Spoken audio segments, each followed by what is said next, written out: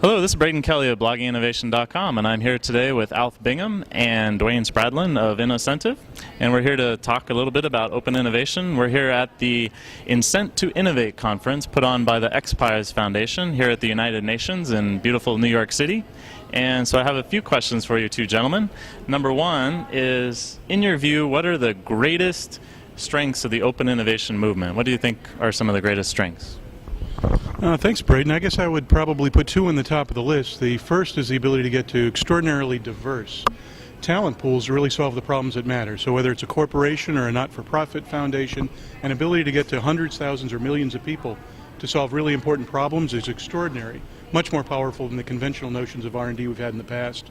And I think the second thing that I would point out is the economics. So, you know, the world has really been organized around creating these very expensive, fixed-cost research initiatives in the past, and this creates an opportunity whereby, whether it's a small organization or a large, they can cost-effectively get to people all over the world that really want to solve those kinds of problems.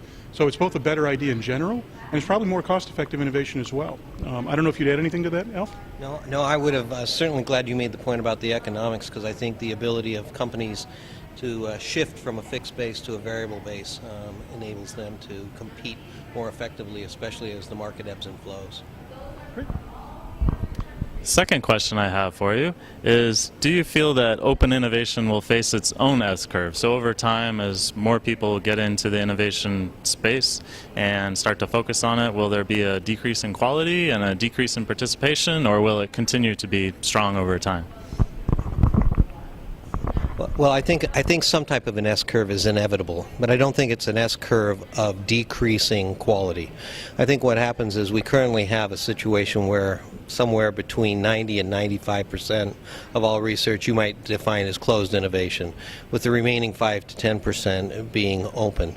I think that we'll see open gather on that ratio, but there will come some point at which the amount of closed innovation cannot continue to decrease down to zero.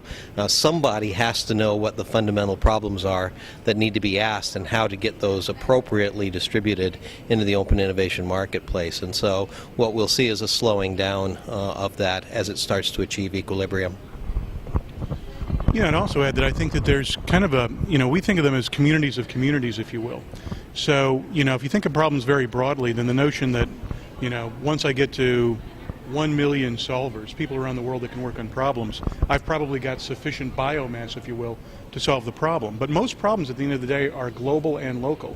What I mean by that is sometimes we have to solve problems like better distribution of vaccines to children. Well, that problem actually has very local aspects to it as well. So getting people from all over the world involved, but people with local and global knowledge, is really important. Similarly, if I'm trying to solve a manufacturing problem, I probably need people that understand manufacturing and logistics and all those things, but I may also need it specifically in the pulp and paper industry. So I agree, there absolutely is an S-curve, but I think as you look at more and more problems and a more pervasive view of open innovation, really engaging those problems, I think the more the better. Great, thank you for those insightful answers. And third question, where do you think the greatest opportunities lie for open innovation in the future? Boy, I think I would answer that again on two different levels. I think for commercial organizations, it really comes down to them creating these very broad, sophisticated views of the world that they can connect with users, customers, partners, anybody in the world to really sort of solve their innovation problems. And that becomes an entirely different model of how to think about business, right? Businesses now manage their innovation communities wherever they are, and they create them if they need to. But that's an entirely different view of business. For the foundation in the not-for-profit space, I think this opens up sort of a very different view of the world, sort of a la the Bill and Melinda Gates Foundation, where they've said we need to get foundations really focused on solving the problems that matter. What are the critical things that need to be solved? Let's get people working on those problems, and let's get relief to the people that need it around the world. So on the foundation side, I see it equally transformative, almost an activist view of getting the biggest problems, the most impactful problems to the human condition solved today, and engaging everybody in that process. So I think the biggest challenges / opportunities is getting businesses really on board with what is really the new model of innovation, and not-for-profits and foundations and NGOs really beginning to understand the sheer power of this to be transformative and to really create almost an acceleration in their race to essentially move their missions ahead. So I think it's powerful on both levels. So one of the things I think we've lacked is we've lacked a good taxonomy for the mode of innovation, and we've sort of bucketed into these big buckets of closed and open.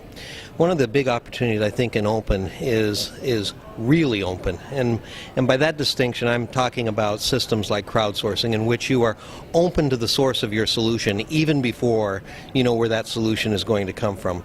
That's a very different drill than, say, working with a contract research organization, or outsourcing in a classical way, or offshoring, or any of the other modes that could legitimately be called open as opposed to closed. But nevertheless, this openness to the source of your solutions, the types of things that companies like InnoCentive do, the types of things that foundations like XPRIZE do, in which they survey the marketplace, they broadcast, and they let the solutions find them. I think that's a type of openness that is extremely underexploited. It represents just such a thin slice of innovation today, but has huge future potential. It also, because of the economics attached to it, not only does the shift from fixed base to variable base, but allows you to go to an outcomes based set of economics, and that opens the world to foundations, governments, commercial entities, and others to innovate in radically new ways.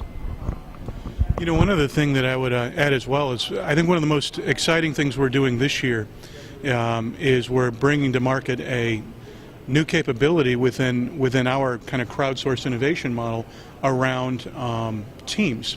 So really engaging teams effectively that may not even know, the members of the teams may have never met before, but allowing them to work on richer and richer problems.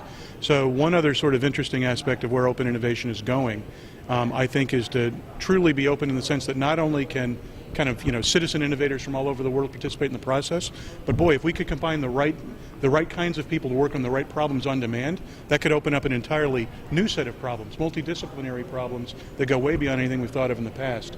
Bring those to bear on solving some of the most important questions maybe that exist in the world. So I think there's a lot to come in open innovation.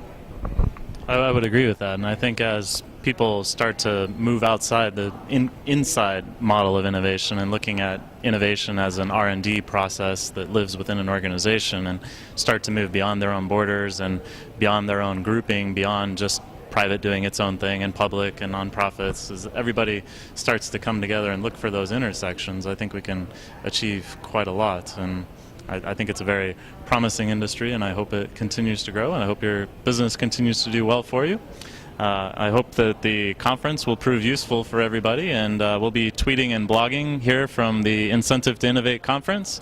And again, this was Braden Kelly from blogginginnovation.com with Alf Bingham and Dwayne Spradlin of InnoCentive.